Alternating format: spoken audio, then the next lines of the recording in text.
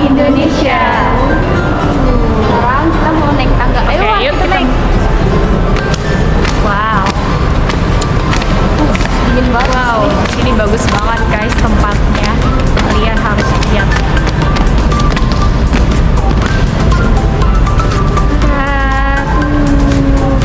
Mantap, yuk. Kalian jangan lupa untuk masuk ke sini, membeli tiketnya di sini ya guys.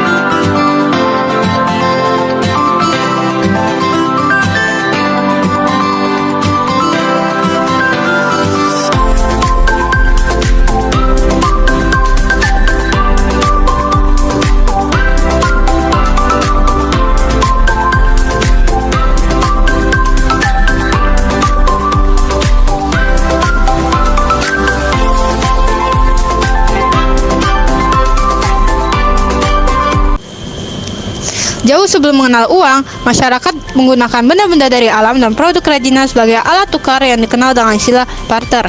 Pada masa kerajaan Hindu-Buddha, alat pembayaran tersebut mengalami kemajuan, terutama dari bahan dan desainnya. Ketika Islam berkembang di Nusantara, beredar berbagai mata uang yang dikeluarkan oleh kerajaan-kerajaan Islam. Ketika mulai berkuasa di Nusantara, VOC berusaha mendominasi perdagangan di Nusantara dengan berupaya menggantikan semua mata uang asing yang beredar. Untuk menggantikan real Spanyol populer, dicetaklah uang real Belanda.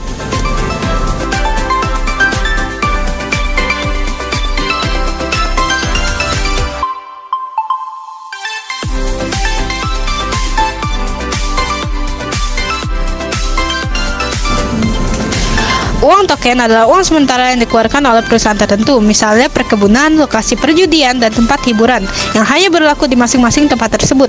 Umumnya, nominal atau nilai yang tercantum pada mata uang lebih tinggi daripada instruksinya, nilai bahan untuk membuat mata uang.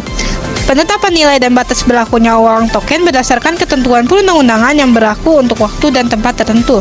Uang token seperti ini dapat terbuat dari kertas, kayu, bambu, atau logam, dengan berbagai bentuk segitiga, segi lima, atau bundar. Uang token beredar sejak era ekonomi liberal di Hindia Belanda 1870-an, di mana pada saat itu banyak perkebunan swasta mulai didirikan.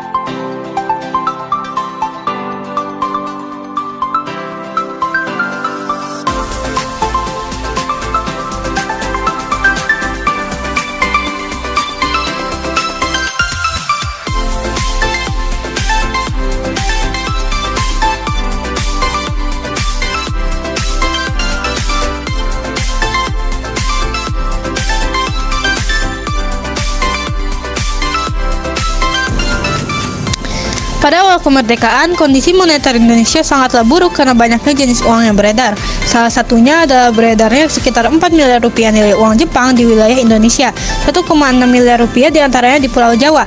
Kondisi moneter semakin memburuk ketika Nikka dengan bantuan sekutu menduduki kota-kota besar di Indonesia, menguasai bank-bank Jepang dan mengedarkan rupiah Jepang dan bank-bank tersebut. Nikka menggunakan rupiah Jepang untuk membiayai operasi militer mereka, membayar gaji pegawai Bumi Putra, dan mengedarkan uang tersebut ke seluruh Indonesia guna menarik simpati masyarakat.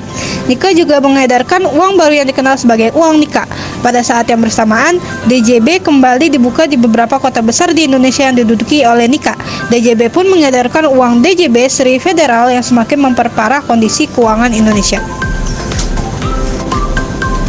Pada tahun 1951, pemerintah Indonesia mengedarkan emisi pertama uang kertas seri pemandangan alam 1 dengan pecahan 1 dan 2,5 rupiah. Uang tersebut ditandatangani oleh Menteri Keuangan Mr. Safrudin Prawira Negara. Uang kertas seri pemandangan alam 2 kemudian dicetak pada tahun 1953 dengan nilai pecahan yang sama, yaitu 1 dan 2,5 rupiah. Uang tersebut ditandatangani oleh Menteri Keuangan yang baru, yaitu Dr. Sumitro Jojo Hadikusumo. Selain uang kertas, selama tahun 1951 sampai 1958, pemerintah juga mencetak uang koin. Pada tahun 1951, uang koin dengan pecahan 5, 10, dan 25 sen dicetak.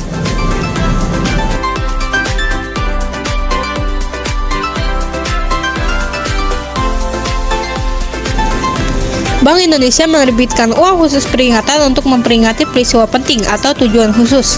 Uang khusus pertama diterbitkan pada 1970 untuk memperingati kemerdekaan RI ke-25. Kemudian pada tahun 2020, Bank Indonesia menerbitkan uang peringatan kemerdekaan 75.000 untuk memperingati Hari Kemerdekaan RI ke-75.